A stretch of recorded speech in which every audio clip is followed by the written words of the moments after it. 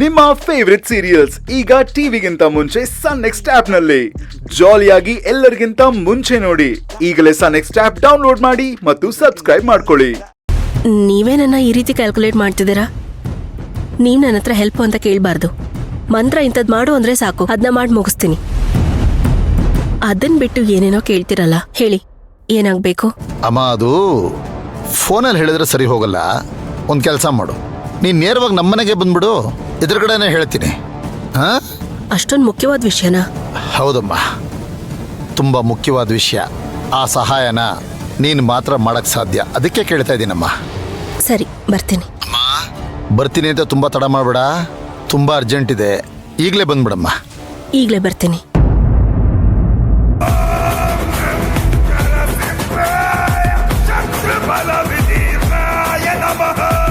ತಂಗಿ ಫೋನ್ ಮಾಡಿ ಬೈತಾಳೆ, ಅಣ್ಣ ಫೋನ್ ಮಾಡಿ ಸಮಾಧಾನ ಮಾಡ್ತಾನೆ. ಆ ಮನೆಗೆ ನಾನು ಆಗಾಗ ಹೋಗ್ತಾ ಇರಬೇಕು. ಅದಕ್ಕೆ ಕಾರಣ ಹುಡುಕ್ತಾ ಇದ್ದೆ, ಈಗ ಅವನೇ ಕರೀತಾ ಇದ್ದಾನೆ.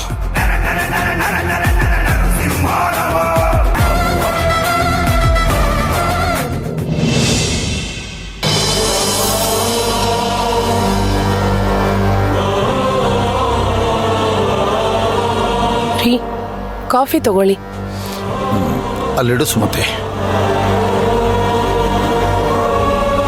ಏನಾಯ್ತು? ಯಾಕೆ ಸಪ್ಗಿದ್ದೀರಾ? ಅದು ನಮ್ಮ ಪಂಚಾಯತಿ ರಾಮಣ್ಣ ಹೊರಟೋಗ್ಬಿಟ್ರಂತೆ ಸುಮತಿ. ಅಯ್ಯೋ, ಯಾವಾಗಣ್ಣ? ಈಗಮ್ಮ, ಸ್ವಲ್ಪ ಹೊತ್ತು ಮುಂಚೆ ಫೋನ್ ಬಂತು. ಓ ಛೆ. ಅಣ್ಣ, ಅಂದ್ರೆ ನೀವಿಬ್ರು ಆಸ್ಪತ್ರೆಗೇನು ಬರೋದ್ ಬೇಡ. ನಾನೇ ಚಿನ್ನು ಹೇಗಿದ್ದಾನೆ ಅಂತ ನೋಡಿ ಕಾಲ್ ಮಾಡ್ತೀನಿ. ನೀವಿಬ್ರು ಇಮಿಡಿಯೇಟ್ ಆಗಿ ಹೊರಡಿ. ಹೌದಮ್ಮ, ನಾನು ಸುಮಾ ಊರಿಗೆ ಹೋಗಿ ಬರ್ತೀವಿ. ಸುಮಾ, ಲಗೇಜ್ ರೆಡಿ ಮಾಡ್ಕೊ. ಸರಿ ರೀ.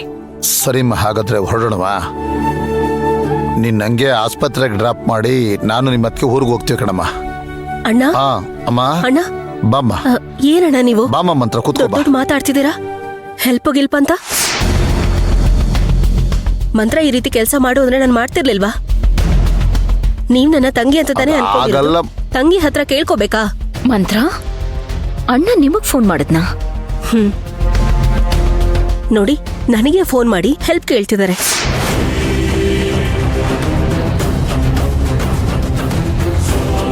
ದೊಡ್ಡೋರ್ ಅಪ್ನೆ ಕೊಟ್ರೆ ಸಾಕು, ಏನ್ ಬೇಕಾದ್ರೂ ಕೆಲಸ ಮಾಡಿ ಮುಗ್ಸಲ್ವಾ? ಅಣ್ಣ, ಏನು ಮಂತ್ರ ಹತ್ರ ಏನು ಅಂತ ಹೆಲ್ಪ್ ಕೇಳಿದ್ ನೀನು?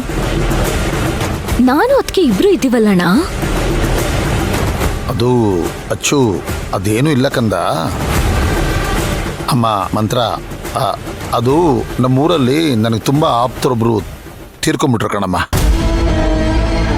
ಅದಕ್ಕೆ ನಾನು ಸುಮತಿ ಇಬ್ಬರು ಒಂದು 15 ದಿನ ಊರಿಗೆ ಹೋಗ್ಬೇಕಾಗಿ ಬರುತ್ತೆ. ಅವ್ರಿಗೆ ಮುಂದೆ ನಿಂತು ಕಾರ್ಯ ಯಾರು ಮಾಡೋರಿಲ್ಲ.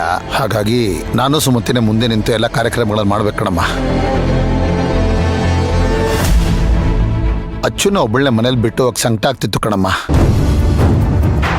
ನಾನು ಸುಮಾ ಎಷ್ಟು ಹೇಳಿದ್ರು ನಮ್ಮ ಅಚ್ಚುಮ್ಮ ಕೇಳ್ತಾ ಇಲ್ಲ.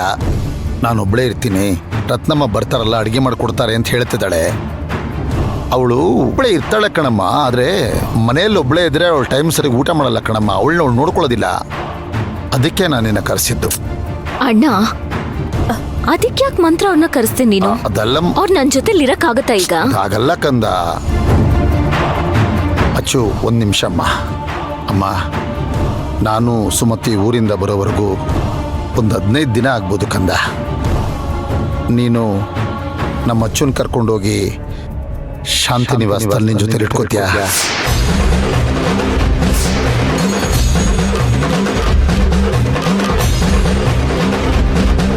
ಅವಳಿಗೆ ಯಾವ ಕೊರತೆನೂ ಬರದೇ ಇರೋ ಹಾಗೆ ನೀನೇ ಮುಂದೆ ನಿಂತು ಜೋಪಾನವಾಗಿ ನೋಡ್ಕೋಬೇಕಮ್ಮ.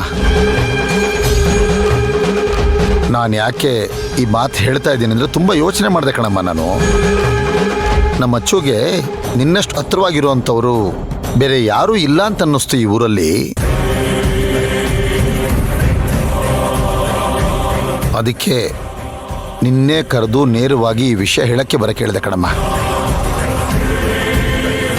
ನಾನು ಕೇಳಿದ್ನಲ್ಲಮ್ಮ ಸಹಾಯ ಅಂತ, ಅದು ಇದೇ ಕಣಮ್ಮ. ಅಯ್ಯೋ ಕರ್ಮ, ಈ ಬೇತಾಳನ ನನ್ ಬೆನ್ನಿಗೆ ತಗ್ಲಾಗ್ತಾ ಇದಾರಲ್ಲ. ಅಣ್ಣ, ನಾನ್ ಅನ್ಕೊಂಡಿದ್ದು ಅದೇ. ನೀನೇ ನನ್ಗೆಲ್ಲಾ ರೀತಿಲೂ ಅನುಕೂಲ ಮಾಡ್ಕೊಟ್ಬಿಟ್ಟಲ್ಲಣ್ಣ. ಅಣ್ಣ, ನೀನ್ ಕರೆಕ್ಟಾಗಿ ಯೋಚನೆ ಮಾಡಿದ್ಯಣ್ಣ. ರೀ, ತುಂಬಾ ಒಳ್ಳೆ ಆಲೋಚನೆ ಮಾಡಿದ್ದೀರಾ. ಅಚ್ಚುಮ್ಮ ಶಾಂತಿ ನಿವಾಸದಲ್ಲಿದ್ರೆ ನಮಗೂ ನೆಮ್ಮದಿ, ಅವಳಿಗೂ ಖುಷಿ. ಅಮ್ಮ, ಯಾಕಮ್ಮ, ಏನಮ್ಮ ಯೋಚನೆ ಮಾಡ್ತಾ ಇದೀಯಾ? ಏನು ಮಾತಾಡ್ತಾನೆ ಇಲ್ಲ. ಓಹೋ, ಶಾಂತಿ ನಿವಾಸದಲ್ಲಿ ಅರ್ಚನಾ ನಿಮ್ಮ ಜೊತೆಲಿರೋದು ಹೊರೆ ಅಂತ ಅನ್ಕೋತಾ ಇದೆಯೇನಮ್ಮ? ಅಯ್ಯೋ, ಆ ರೀತಿ ಎಲ್ಲ ಏನೂ ಇಲ್ಲ. ಅರ್ಚನಾ ಅವರು ಇಲ್ಲಿರೋದು ಒಂದೇ, ನಮ್ಮನೇಲಿರೋದು ಒಂದೇ. ಅದ್ರಲ್ಲೇನಿದೆ? ಇರ್ಲಿ. ಅಮ್ಮ, ಕಂದ, ಅಚ್ಚು, ನನ್ನ ಮಾತು ಕೇಳಿಸ್ಕೊಮ್ಮ. ನಾನು ನಿಮ್ಮತ್ತಿಗೆ ಊರಿಂದ ಬರೋವರೆಗೂ ನಿನ್ನ ಶಾಂತಿ ನಿವಾಸದಲ್ಲಿ ಇರ್ಬೋದಲ್ಲ ಕಂದ? ಮಂತ್ರ, ನಿಮ್ಗೇನೋ ಅಬ್ಜೆಕ್ಷನ್ ಇಲ್ಲ ತಾನೆ? ಇಲ್ಲ ಏನಾದ್ರೂ ಪ್ರಾಬ್ಲಮ್ ಇದ್ರೆ ಹೇಳಿ, ನಾನ್ ಬರಲ್ಲ. ಅಯ್ಯೋ, ಹಾಗೆಲ್ಲ ಏನೂ ಇಲ್ಲ. ನಮ್ಮ ಮನೆಗೆ ಬಂದು ಧಾರಾಳವಾಗಿರ್ಬೋದು. 15 ದಿನ ಅಷ್ಟೇ ತಾನೆ. ಓಹೋ, ಅದ್ರ ಮೇಲೆ ನಾನು ಇರ್ಬೇಕು ಅನ್ಸಿದ್ರು ಇರ್ಬಾರ್ದಾ?